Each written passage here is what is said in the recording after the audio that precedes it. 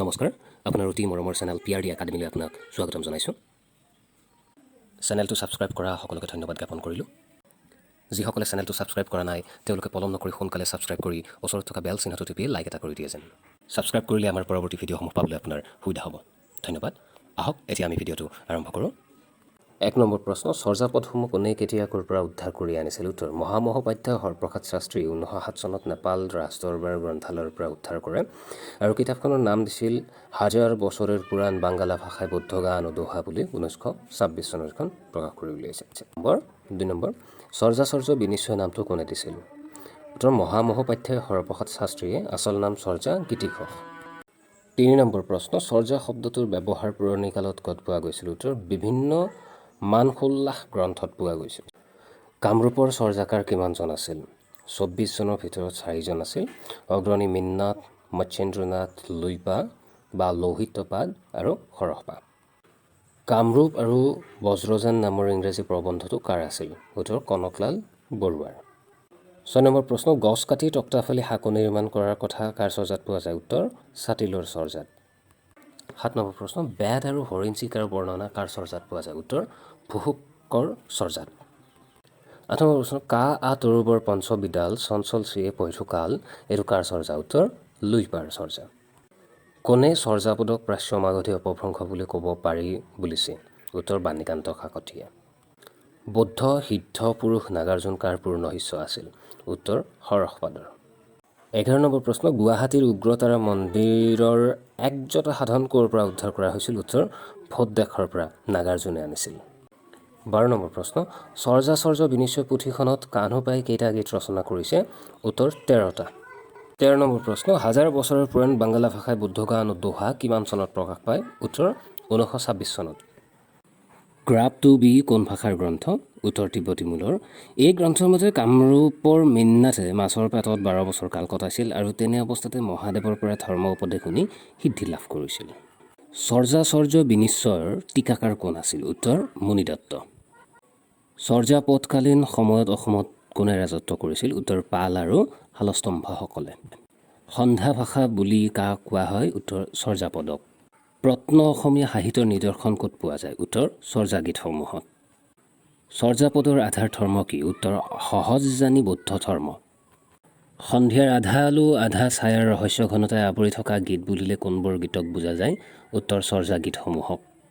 21 number প্ৰশ্ন, বৌদ্ধ গান ও দোহা বুলিলে কোনবোৰ গীতক বুজা যায়? উত্তৰ, চৰ্যাগীতসমূহক। 22 নম্বৰ, চৰ্যাগীতবোৰ কোনে ৰচনা কৰিছিল? উত্তৰ, সহজজানী বৌদ্ধ সিদ্ধাচাৰ্যসকলে। চৰ্যাকাৰ সৰহপাদৰ জন্ম ক'ত? উত্তৰ, কামৰূপৰ ৰাজ্ঞী বা ৰাণী অঞ্চলত।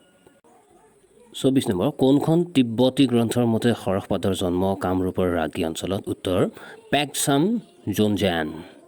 25 নম্বৰ, মাছৰ পেটৰ পৰা জন্ম পোৱা বুলি কোনগৰাকী চৰ্যাকাৰক ধৰা হয়? উত্তৰ, চৰ্যাকাৰ মীননাথক। এওঁ কামৰূপৰ হয়। 26 নম্বৰ, কামৰূপৰ প্ৰসিদ্ধ যোগিনীকৌল পন্থাৰ প্ৰৱৰ্তক কোন? উত্তৰ, মীননাথ। কামৰূপৰ সিদ্ধ পুৰুষ মচ্ছেন্দ্ৰনাথ কাৰ পুত্ৰ বুলি কোৱা হয়? উত্তৰ, চৰ্যাকাৰ মীননাথৰ। চৰ্যাপদকালীন সমাজৰ সময় কিমান বুলি ধৰা হয়? উত্তৰ, খ্ৰীষ্টীয় 8ম শতিকাৰ পৰা 12শ শতিকালৈ। চৰ্যাচৰ্য বিনিশ্চয় গ্ৰন্থত ভুচুকপাদৰ কেইটা গীত পোৱা যায়? উত্তৰ, 8টা গীত। চৰ্যাপদৰ ৰচক কিমানজন? উত্তৰ, 24 জন সিদ্ধাচাৰ্য। 31 নম্বৰ প্ৰশ্ন, আলো আধাৰি ভাষা কতক আলো কতক অন্ধকাৰ, খানিক বুজা যায় খানিক বুজা যায় না, চৰ্যাপদ সম্পৰ্কে কোনে এনেদৰে কৈছিল? উত্তৰ, মহামহোপাধ্যায় হৰপ্ৰসাদ শাস্ত্ৰীয়ে। চৰ্যাগীতবোৰক নিজ সাহিত্যৰ প্ৰথম নিদৰ্শন বুলি অসমীয়া ভাষাৰ বাহিৰে আন কোন কোন ভাষাই দাবী কৰে? উত্তৰ, বঙালী, মৈথিলী, হিন্দী আৰু উৰিয়া ভাষাই।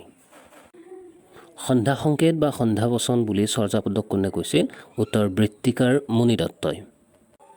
চৰ্যাচৰ্য বিনিশ্চয়ৰ ৰচনাকাল আনুমানিক 14শ শতিকা বুলি কোনে কৈছিল? উত্তৰ, বঙালী পণ্ডিত ডক্টৰ সুকুমাৰ সেনে। 84 জন সিদ্ধ পুৰুষৰ প্ৰথমজন বুলি হৰিপ্ৰসাদ শাস্ত্ৰীয়ে কাক অভিহিত কৰিছিল? উত্তৰ, লুইপাক বা লুইপাদক। চৰ্যাচৰ্য বিনিশ্চয় পুথিখনত কেইজন কবিৰ নাম পোৱা যায়? উত্তৰ, 24 জন। এই সকলোবোৰ 84 জন সিদ্ধ পুৰুষৰ অন্তৰ্ভুক্ত। চৰ্যাপদ ৰচনা কৰা 84 জন সিদ্ধ পুৰুষৰ পৰিচয় কোনে দাঙি ধৰিছিল? উত্তৰ, ৰাহুল সংস্কৃতায়নে।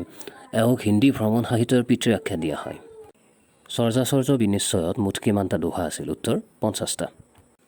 চৰ্যাপদত বিশেষভাৱে কোনখন সমাজ অংকিত হৈছে উত্তৰ নিম্ন সমাজ উচ্চ অভিজাত শ্ৰেণীৰ জীৱন যাত্ৰা ইয়াত প্ৰতিফলিত হোৱা নাই বুলিলেও হয় মন তৰু পাঞ্চ ইন্দি তচু চাহা আচা বহুল পাত ফলাহা জাহা এইটো কাৰ চৰ্যাপদ উত্তৰ কাহনুপাদৰ চৰ্যা গীতবোৰ সাধাৰণতে কি ছন্দত ৰচিত উত্তৰ মাত্ৰা বৃত্ত ছন্দত 42 নম্বৰ প্ৰশ্ন চৰ্যাপদক সান্ধ্য ভাষা কিয় বোলে উত্তৰ চৰ্যাপৰ সাথৰ দৰে ইয়াৰ বাহ্যিক অৰ্থ অতি সহজ কিন্তু গুৰুহাৰ্থ বুজা কঠিন গুৰুৰ সহায়ত বুজিব লাগে বাবে ইয়াক সান্ধ্য ভাষা বোলা হয় হৰপ্ৰসাদ শাস্ত্ৰীয়ে উদ্ধাৰ কৰা গ্ৰন্থখনতো মুঠ কেইটা দোহা পোৱা যায় উত্তৰ সৰ্বমুঠ 46টা সম্পূৰ্ণ আৰু এটা খণ্ডিত গান বা দোহা আছে লামা তাৰানাথৰ মতে মিন্নাথ কোন অঞ্চলৰ চৰ্যাকাৰ আছিল উত্তৰ কামৰূপ মহামহোপাধ্যায় হৰপ্ৰসাদ শাস্ত্ৰীয়ে নেপাল ৰাজদৰবাৰ গ্ৰন্থাগাৰৰ পৰা কেইখন পুথি উদ্ধাৰ কৰিছিল উত্তৰ 4খন হৰহ বজ্ৰৰ দোহাকোষ কৃষ্ণাচাৰ্যৰ দোহাকোষ ডাকাৰ্ণৱ আৰু চৰ্যাচাৰ্য বিনিশ্চয় এই 4খন কোন পন্থৰ সিদ্ধাচাৰ্যসকলে নৈৰাত্মদেৱীৰ কল্পনা কৰিছিল উত্তৰ সহজজানী পন্থাৰ বৌদ্ধ তান্ত্ৰিকসকলৰ মহাপীঠ কেইখন আছিল উত্তৰ 4খন আছিল চৰ্যাচাৰ্য বিনিশ্চয় গ্ৰন্থখনত কুকুৰীপাদৰ কেইটা গীত পোৱা যায় উত্তৰ 3টা বজ্ৰজানীসকলৰ মতে নিৰ্বাণৰ 3টা উপাদান শূন্য বিজ্ঞান আৰু মহাসুখ ইয়াত শূন্য মানে কাক বুজোৱা হৈছে উত্তৰ নৈৰাত্ম বা নৈৰাত্ম দেৱীক আমাৰ আজিৰ শেষৰটো প্ৰশ্ন 50 নম্বৰ প্ৰশ্ন তিব্বতী ঐতিহ্যমতে চৰ্যাকাৰ মিন্নাথৰ আন এটি নাম কি উত্তৰ লুইপা এই ভিডিঅ'টোৰ উপৰিও আৰু অধিক জানিবলৈ অথবা আপোনাৰ কিবা প্ৰশ্ন থাকিলে আমাক যোগাযোগ কৰিবলৈ নাপাহৰিব আমি আপোনাৰ সহায়তা কৰিবলৈ সদায় প্ৰস্তুত থাকিম আমাৰ ফোন নম্বৰ ইমেইল ফেচবুক আৰু ইনষ্টাগ্ৰামৰ সকলো লিংক ইয়াতে দিয়া হৈছে ধন্যবাদ